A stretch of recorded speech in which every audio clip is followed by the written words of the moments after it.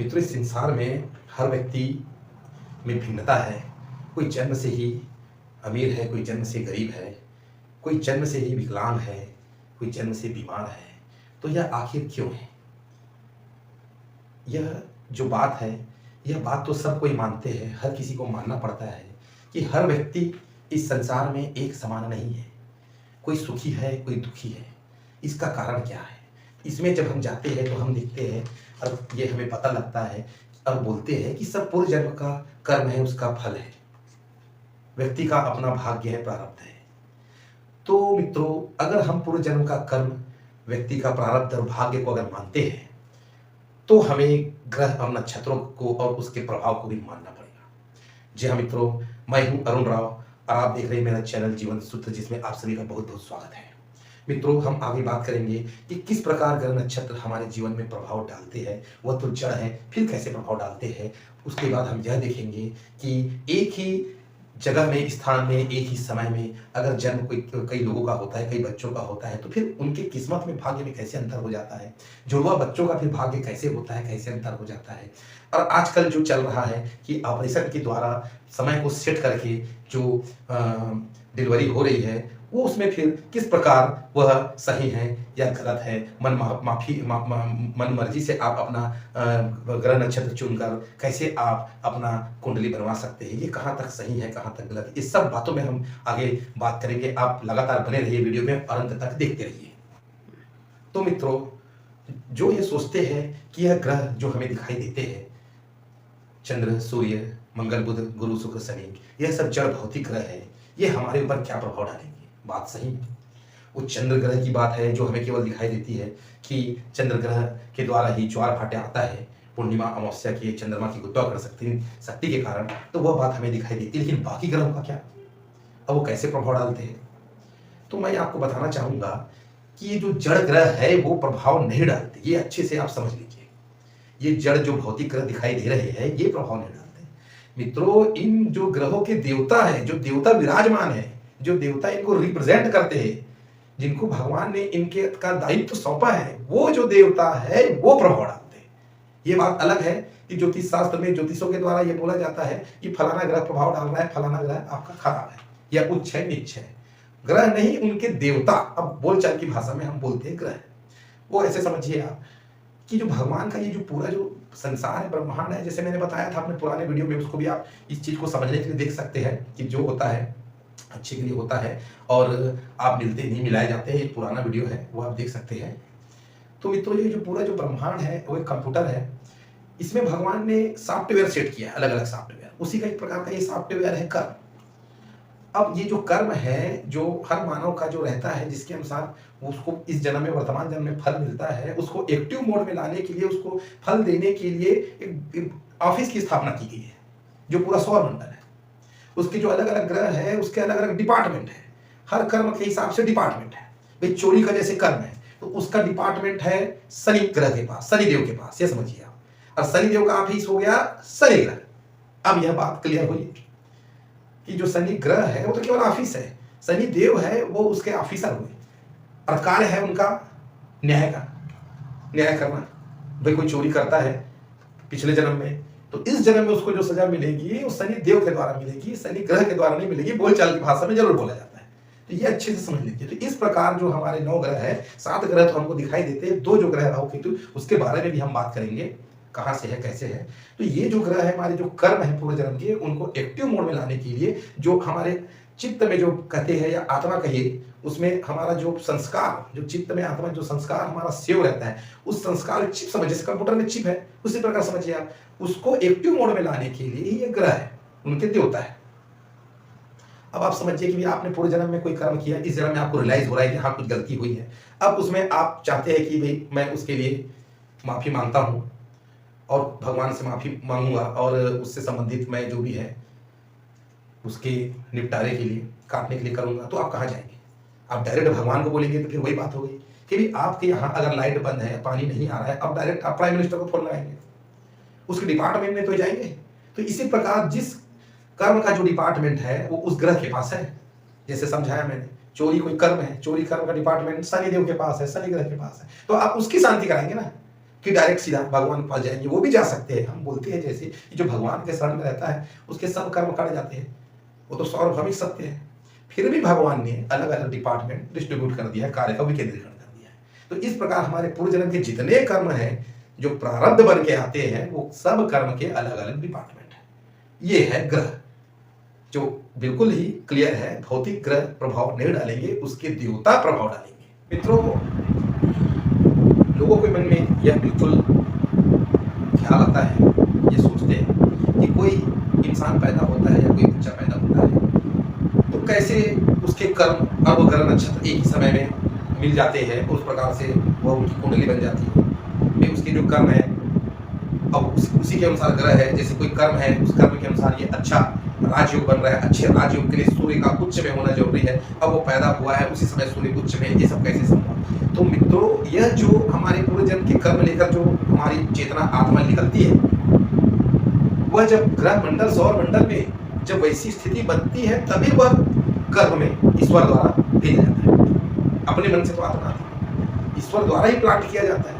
तो जिसका जैसे कर्म होता है, जिस प्रकार में तो ऐसे समझिए कि कंप्यूटर, अब कंप्यूटर जो मानव द्वारा निर्मित है उसमें कैसे सूक्ष्म से सूक्ष्म जो जानकारी है, चाहे गणना की जानकारी है, चाहे अन्य चीजों की जानकारी हो, किस प्रकार सेट है कि आप एक बटन से पूरे कहीं कभी छोटे से छोटी सी चीज से लेके अंदर से अंदर चीज से लेके आप खोल सकते, निकाल सकते, भेज सकते, सेव कर सकते हैं, कुछ भी कर सकते हैं। कैसे ऑटोमेटिक सपोर्ट करता है सॉफ्टवेयर एक दूसरे को, बस वैसे समझिए जब आपने इंसान ने कंप्यूटर बनाया वो इतना सूक्ष्म है कि अगर आप साधारण से बैठ के सोचे तो आपको आश्चर्यचकित लगेगा कि ये सब कैसे हो रहा है। उसी प्रकार जिसने इंसान को बनाया वो भगवान की तरह सूक्ष्म सोच सकता है। तो वो सब सेटेड है भगवान के द्वारा कि जिस आत्मा की जैसी गति हो रही है, मतलब जिस प्रकार के कर्म उसने किए या जैसी उसकी मति है, जैसे कहना चाहूंगा मैं, जैसी उसकी मति बनी कहने मतलब उसमें जो संस्कार पड़े उसके चित्त में पूरे जन्म के, उसके अनुसार ही जब यह सौर मंडल के जो ग्रह ब्रह्मांड में उस स्थिति में आएंगे तभी वो आत्मा चलेगी, तभी उसको उसके अनुसार कर्म का फल मिलेगा। तभी हम कहेंगे कि भैया राज्य इसका है, अगर इसका बना है कुंडली में तो सीधी सी बात है कि सूर्य उच्च में रहेगा, गुरु उच्च में रहेगा, या जो भी ग्रह संबंधित है वो उच्च में रहेगा। ये बिल्कुल आप इसको विश्वास करना ही पड़ेगा। आप जब आप कंप्यूटर में विश्वास कर सकते हैं तो इसमें भी विश्वास इसलिए करना पड़ेगा कि भाई हम अपने कर्म के अनुसार ही हम फल भोग रहे हैं। सीधी सी बात है। अच्छा, ये कुंडली भी आप देखेंगे, ये केवल मिथ्या बात नहीं कह रहा हूँ, ये मैं अपने अनुभव से स्वयं की कुंडली और अन्य लोगों की कुंडली जो मैंने रिसर्च करी है उसको देख कर जा रहा हूँ। मैंने कई कुंडली देखी है जिसमें जैसा जो व्यक्ति है, जिस प्रकार वो व्यक्ति अपना जीवन वर्तमान जी रहा है, वह उसके कुंडली में साफ दिखाई दे रहा है कि वह अगर दुख भोग रहा है तो किसी ग्रह से पीड़ित होने के कारण दुख भोग रहा है, असुख भोग रहा है तो किसी ग्रह के सुख प्रभाव से सुख भोग रहा है। ये आप भी अपने कुंडली में देख सकते हैं, यह आपको बिल्कुल इस पर समझ में आ जाएगा। तो इस प्रकार जब कोई बच्चा पैदा होता है तो अपने कर्म के अनुसार ही उस समय स्थिति में पैदा होता है, उसको आप अपने अनुसार नहीं कर सकते। इसीलिए तो उसके समय का महत्व क्यों, स्थान का महत्व इसलिए कि उस समय में, उस स्थान में, उस समय में उस पूरे ग्रह नक्षत्र की स्थिति ऐसी रहेगी जो उसके कर्म के अनुसार रहेगी। जो कर्म उसने किया है तभी उसकी उस हिसाब से कुंडली बनेगी, अब वो सुख हो गया। इसीलिए समय का महत्व है कुंडली, स्थान का, बगैर समय स्थान की कुंडली बन ही नहीं सकती, इसीलिए महत्व है। मित्रों, इंसान तो इंसान, जो परमात्मा परमपिता परमेश्वर श्री राम जी और श्री कृष्ण जी भी अगर इस धरती पर आए, मृत्यु लोक पे आए, तो उनको भी ग्रहों के अनुसार ही अपना जीवन व्यतीत करना पड़ा। आप जानकर आश्चर्यचकित हो जाएंगे कि राम जी और कृष्ण जी की कुंडली में जो योग था उस योग के अनुसार ही उनका पूरा जीवन वृत्तांत व्यतीत हुआ है। राम जी की कुंडली को ले लीजिए, आप गूगल में देख लीजिए, मैं यहां स्क्रीन में दिखा रहा हूं आपको। आप देखिए, लग्न में श्री राम जी का गुरु चंद्र का गज केसरी योग बना हुआ है, लेकिन बिल्कुल 7वें भाव में मंगल, 4थे भाव में शनि, ये दोनों की दृष्टि लग्न पर पड़ रही है, जिसके कारण श्री राम जी का राजयोग भंग योग भी योग बन रहा है, राजयोग भंग योग भी बन रहा है, जिसके कारण उन्हें वनवास जाना पड़ा। 7वें भाव जो पत्नी का भाव माना जाता है, मंगल विराजमान है, जिसके कारण उन्हें वैवाहिक सुख से वंचित होना पड़ा एक प्रकार से। फिर बाद में सीता माता का अपहरण हुआ, फिर बाद में सीता माता से वियोग हुआ। 10वें भाव में देखिए सूर्य ग्रह विराजमान है, जिसके कारण प्रबल प्रतापी राजा हुए। इसी प्रकार उनके कुंडली में शत्रुहंता योग बना हुआ है। सबसे बड़ी बात तो यह है कि 5 ग्रह श्री राम जी के कुंडली में 5 ग्रह उच्च स्थिति में है, जो ईश्वरी सत्ता, ईश्वरी स्वरूप पुरुष का ही हो सकता है। इसी प्रकार मित्रों हम देखेंगे श्री कृष्ण जी की कुंडली में। देखिए आप श्री कृष्ण जी की कुंडली में भी हम देखते हैं लग्न में चंद्र केतु की युति है।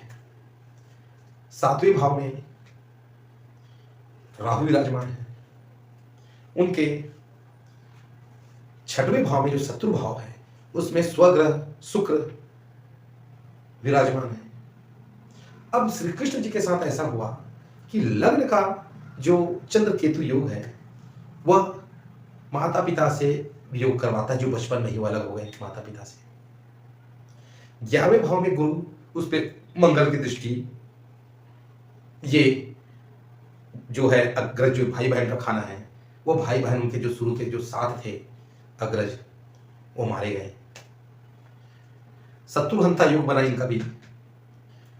4थे भाव में सूर्य, और उस पर भी पाप ग्रहों की दृष्टि के कारण इनके राज्य में आक्रमण होते रहे, जिनके कारण इन्हें द्वारका बसानी पड़ी। स्वग्रह शुक्र के कारण 16,108 रानियां हुई, लेकिन राधा से प्रेम भी हुआ, लेकिन 7वें भाव के राहु के कारण वियोग हो गया। पूरा जैसे कुंडली में जो ग्रह विराजमान है उसी के अनुसार ही उन्होंने भी अपना जीवन व्यतीत किया है। यहां पर कहने का केवल तात्पर्य है मित्रों कि इंसान तो इंसान, अगर भगवान भी इस धरती पर जन्म लेता है तो जो नियम भगवान ने बनाया है इस धरती का, मृत्यु लोक का, उसी नियम के अनुसार ही उनको भी अपना जीवन व्यतीत करना ही पड़ता है। तो जब जीवन व्यतीत होगा तो सीधी सी बात है कुंडली भी बनेगी। अब कुंडली बनेगी तो जैसे इंसान के ऊपर प्रभाव डालते हैं वैसी ग्रह इनके ऊपर प्रभाव डालेंगे। ये बात अलग है कि ये जो कर रहे हैं वो सब लीला कर रहे हैं, ये बात अलग है कि भगवान की कुंडली में जो है वो सब लीला है, और कुछ भगवान का अपना भी जो पूर्व अवतार है उसके कर्म है।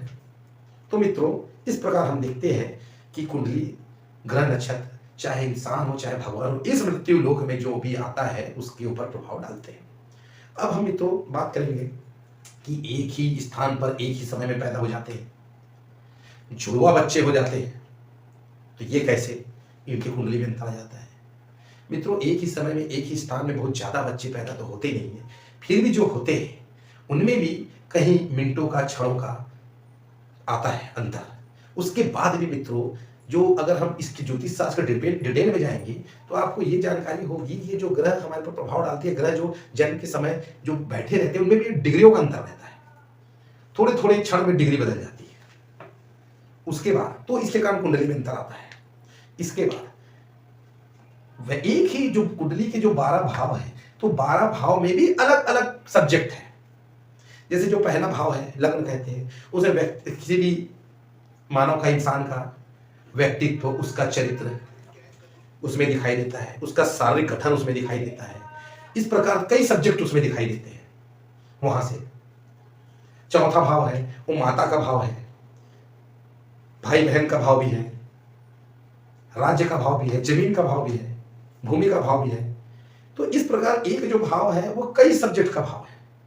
तो आप ये मत समझिए कि दोनों की कुंडली अगर सेम भी है तो फिर वो किस्मत में अंतर क्यों है। इसलिए किस्मत में अंतर है कि उनके कर्म के अनुसार ग्रह तो भाई मान लीजिए कि भाई उनके लग्न में दोनों के में गुरु बैठा है, लेकिन कर्म दोनों के अलग अलग है, तो इसीलिए इसका गुरु अलग फल देगा, उसके लग्न का गुरु अलग फल देगा। जो उसके कर्म रहेंगे, कर्म के मेन कर्म के हिसाब से तो गुरु बैठ गया है। अब अन्य जो कर्म है और जो सूक्ष्म कर्म है उसके हिसाब से डिफरेंट फल देंगे। एक दूसरी बात, जो फलित ज्योतिष है दोस्तों, वो केवल जन्म की कुंडली से नहीं, वो जो वर्तमान में जो गोचर ग्रह है उसके ऊपर भी निर्भर करता है।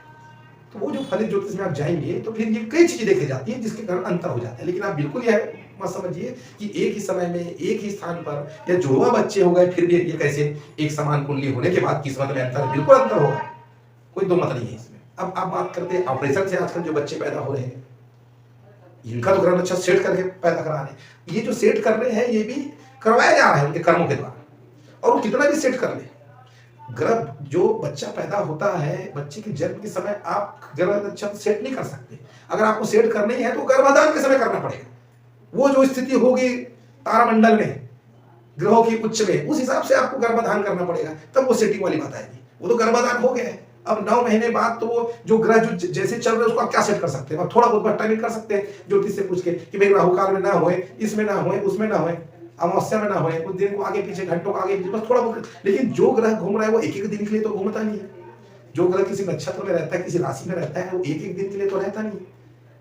भाई कोई 18 साल के लिए है किसी राशि में, तो और किसी दिन के लिए है, महीनों के लिए, तो वो सीधी सी बात है, उसको आप जन्म लेते समय सेट नहीं कर सकते। वो आप कितना भी आप सेट कर लीजिए, जो ऊपर वाला है, जो देख रहा है, वह सब सेट कर लेता है। अगर आप ऐसे सेट करके भी आपने कुंडली बना लिया, मान लीजिए, तो वो कुंडली काम नहीं आएगी। क्योंकि आप अगर कहीं सेट करके बनाएंगे, उसका कर्म कोई डिफरेंट रहेगा और उसको अच्छे उसमें पैदा करवाने का सोचेंगे, तो फिर कुंडली काम नहीं आएगी। केवल एक मन का भ्रम रहेगा कि कुंडली अच्छी है, जीवन अच्छा नहीं रहेगा। तो ये भी बिल्कुल दिमाग से निकाल दीजिए इस बात को कि कोई ऑपरेशन के अनुसार जन्म का समय सेट करके अगर बच्चे का जन्म कराया जाए अच्छे ग्रह नक्षत्र में, तो अच्छा भी हो सकता है, बुरा भी हो सकता है। भी अगर कर्म उसके अच्छे और अच्छे उसमें हो रहा है तो अच्छा होगा। कर्म ही बुरे हैं, आप सेटिंग करके आप करा रहे हैं टाइमिंग, तो वो अच्छा हो नहीं सकता।